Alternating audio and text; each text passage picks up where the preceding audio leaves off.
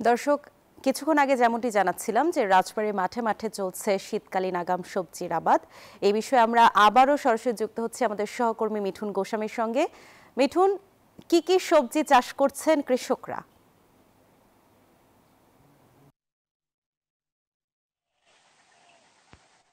ধন্যবাদ মনিরা।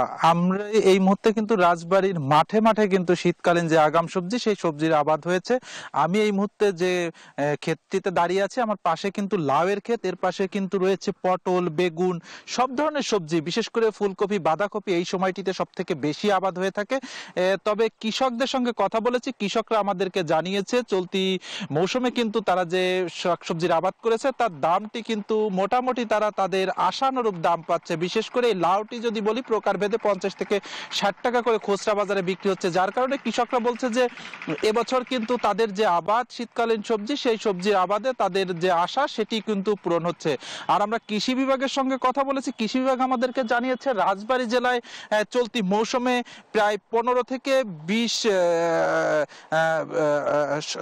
হেক্টর জমিতে কিন্তু এবছর শীতকালীন যে আগাম সবজি সেই সবজির আবাদ হয়েছে। তাদের যে লক্ষ্যমাত্রা সেই লক্ষ্যমাত্রা পূরণ হবে।